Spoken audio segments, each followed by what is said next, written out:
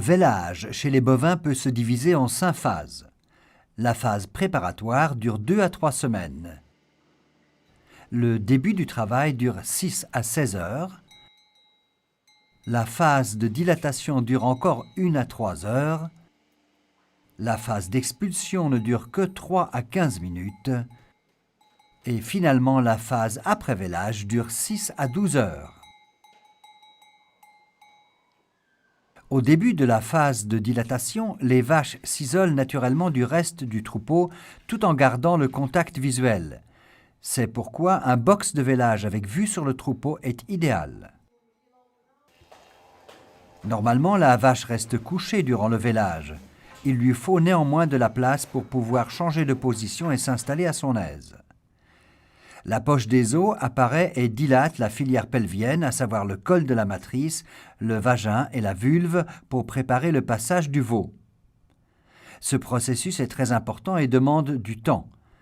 Le fait de laisser le temps nécessaire à la vache permet de prévenir les vélages difficiles et les blessures. C'est pourquoi il ne faut jamais percer la poche des os manuellement. Si le veau reste couvert par les enveloppes fœtales, il glissera mieux et lubrifie la filière pelvienne. Lorsque le veau est suffisamment engagé dans la filière pelvienne, la poche des os se rompt et les onglons apparaissent. En présentation antérieure, 1 à 2 heures peuvent facilement s'écouler jusqu'à ce que la tête soit visible. Chez les génisses, il peut même s'écouler jusqu'à 6 heures. Durant cette phase, il vaut la peine de faire preuve de patience. Aussi longtemps que le veau est relié à la mère par le cordon ombilical, il est suffisamment approvisionné. Pensez-y, les pauses entre les contractions sont normales.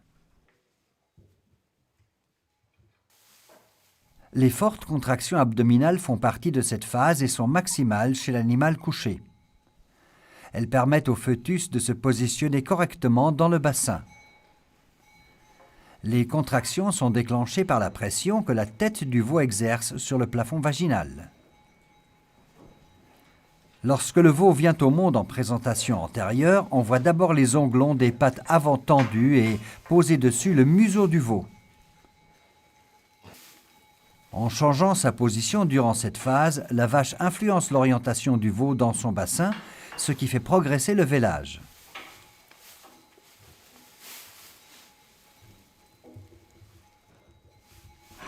La phase d'expulsion ne dure que quelques minutes. Elle débute dès que la tête du veau a passé le vagin et dure jusqu'à ce que le veau tout entier soit né. Sans intervention, le cordon ombilical ne se rompt qu'avec ou juste après le passage de l'arrière-train du veau. Ce n'est qu'à ce moment-là que le veau doit pouvoir respirer seul.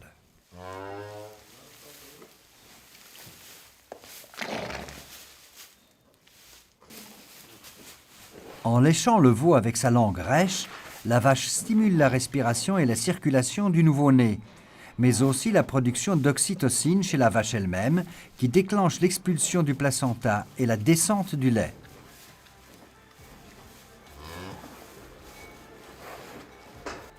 Après le vélage, la vache boit volontiers 1 à 2 bidons d'eau tiède. Cela permet d'étancher sa soif après l'effort et d'élargir la panse, ce qui aura une influence positive sur sa consommation en début de lactation.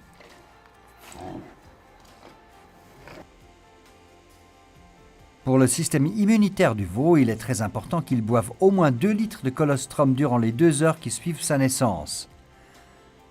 Il vaut la peine de contrôler ce point.